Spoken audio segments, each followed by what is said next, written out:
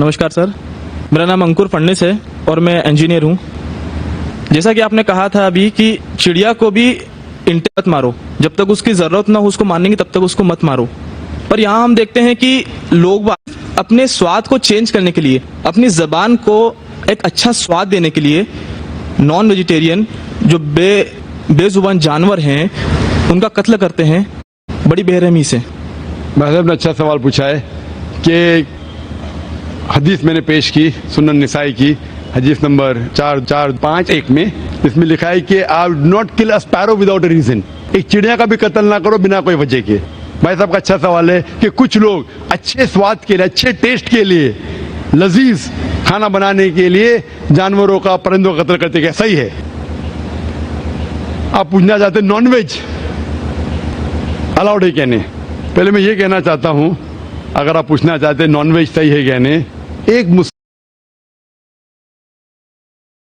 मुसलमान अच्छा मुसलमान बन सकता है 100% वेजिटेरियन होने के बाद भी।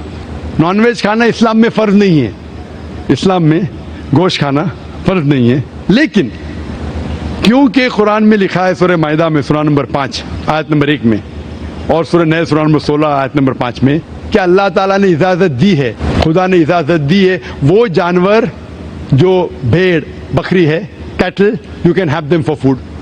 अल्लाह ताला इजाजत दी इसलिए हम खा सकते हैं। लेकिन अभी हम चेक करेंगे कि ये सही है क्या नहीं। आज साइंस ये कहता है कि कोई भी वेजिटेरियन फूड में एक इंसान को जरूरत है 20 to 23 अमाइनो एसिड्स जीने के लिए। उसमें से 8 एसेंशियल अमाइनो एसिड्स है जो अपने जिस्म में नहीं बनते, हमारे फूड में होना जरूरी है, हमारे खाने में होना जरूरी है। इसे कहते 8 एसेंशियल अमाइनो एसिड्स। आज की साइंस ये कहती कोई भी वेजिटेरियन फूड नहीं है, कोई भी भाजी पाला नहीं है जिसमें सारे 8 अमाइनो एसिड्स है। Non veg food is a good source of protein. और एक बात आज साइंस ये कहती है कि the non veg food is more nutritious. और आप देखेंगे कि जो भी जानवर है जो घास फूस खाते हैं, हर्बिवोरस एनिमल, उनके दांत को आप देखेंगे, उनके दांत चपटे हैं, हर्बिवोरस सेट ऑफ टीथ। सही? मैं काफी साल से आपको फॉलो कर रहा हूं। हाँ जी, हाँ जी, हाँ, एक बार नहीं कई बार बोला हूं। कई बार बोला है और आज भी दोहरा रहा हूं क्योंकि आपने सवाल पूछा है। बराबर फॉलो होते थे तो जवाब जानते थे, लेकिन शायद आपने कुछ मेरी तकरीर सुने, कुछ नहीं सुने। मैं पूरा जवाब दूंगा इंशाल्लाह, फिर आप बात कर सकते हैं। जब आप देखेंगे कार्निवोरस एनिमल, जो जानवर है जो गोश्त खाते हैं, लायन, टाइगर, लेपर्ड, उनके पास नोकीले दांत है, कार्निवोरस सेट ऑफ टीथ। जब आप अपने आप को देखेंगे आईने में, इंसान अगर आईने में देखेगा कि इंसान के पास चपटे दांत भी है, नोकीले दांत भी है, हर्बिवोरस भी, कार्निवोरस है। We have omnivorous set of teeth. अगर खुदा चाहता कि हम सिर्फ घास खाए और वेजिटेबल्स खाए तो अल्लाह नोकीले दांत क्यों दिए? नॉनवेज खाने के लिए। आज साइंस ये कहती है कि जितने हर्बिवोरस एनिमल है, काऊ, गोट, शीप, वो सिर्फ वेजिटेबल डाइजेस्ट कर सकते, फ्लैश डाइजेस्ट कर ही नहीं सकते। जितने भी कार्निवोरस एनिमल है, tiger, leopard, lion, they can only digest flesh. वो घास डालेंगे तो हजम ही नहीं कर सकते। जो इंसान है, हमारे पास लॉन्ग इंटेस्टाइन है, स्मॉल इंटेस्टाइन है, वो हम घास फूस भी डाइजेस्ट कर सकते हैं, नॉन वेज भी डाइजेस्ट कर सकते हैं। अगर खुदा चाहता कि हम सिर्फ वेजिटेबल खाए तो नॉन वेज डाइजेस्ट करने की गोद क्यों दे? तो इससे साबित होता है scientifically we can have non veg and veg both. हमें गलत फहमी है अक्सर कि हिंदू धर्म में वेजिटेबल खाना हराम है। मैं अभी कह चुका हूं Manusmriti chapter number 5 verse number 30 में, चैप्टर नंबर 5 वर्स नंबर 30 में कहा गया मनुस्मृति में कि खुदा ने कुछ जानवर बनाए खाने के लिए और कुछ खुराक बनने के लिए। अगर खुराक बनने वाले जानवर खा जाते खाने वाले जानवर के जरिए तो ये गुनाह नहीं है।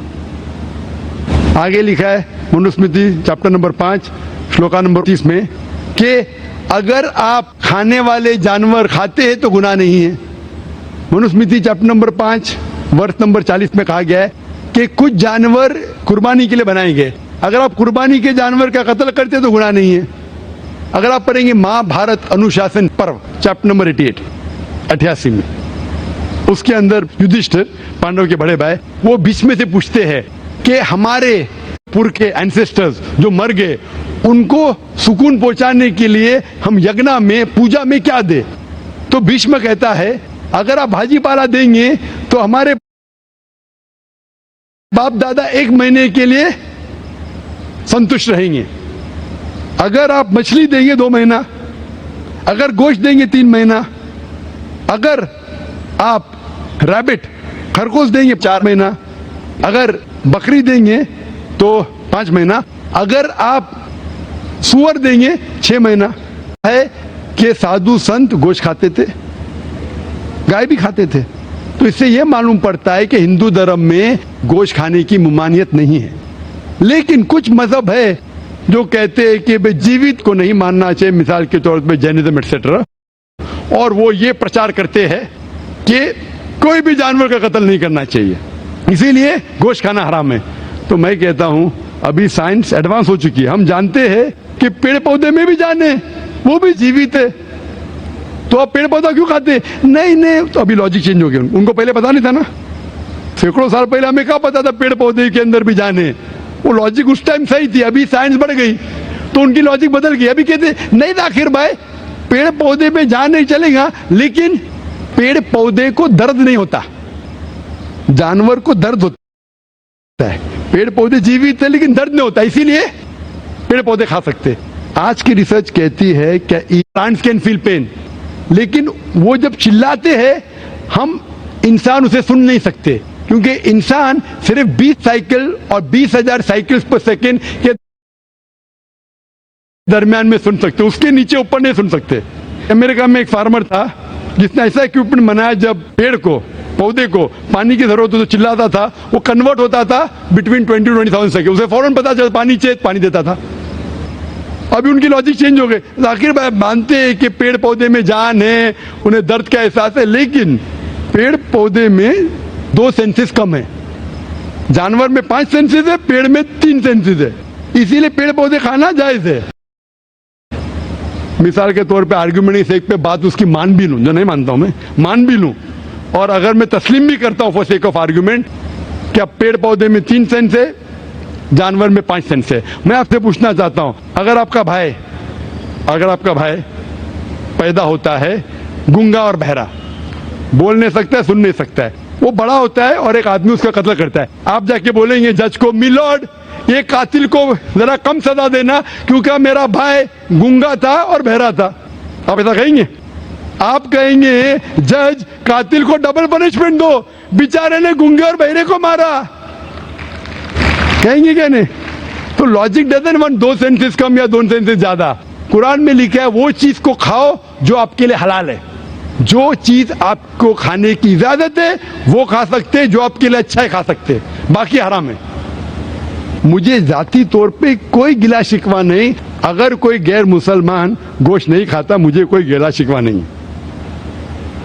अगर हिंदुस्तान में गैर मुसलमान सारे हिंदू गोश्त खाने लगेंगे तो गोश्त का भाव भी बढ़ जाएगा, तो मुझे कोई जाती तौर पे गिला शिकवा नहीं। लेकिन कोई अगर जबरदस्ती मुझे कहता है कि तुम हराम कर रहे गुनाह, तो मैं जवाब देता है, जाती तौर पे मुझे कोई। इसीलिए इस्लाम में लिखा है कि बिना वजह किसी का कत्ल मत करो। मिसाल के तौर पे आप अगर गोट बकरी को ज़बा करते कहो बिस्मिल्लाह अल्लाह अकबर, अल्लाह के नाम से जो महान है। लेकिन अगर मैं शिकार के लिए शिकार करता हूं, निशानेबाजी के लिए, तो जानवर का कत्ल करना हराम है। लेकिन मैं खाने के लिए कत्ल करता हूं तो इजाजत है। निशानेबाजी के लिए मैं परिंदे को, पिजन को, कबूतर को मारता हूं, हराम है।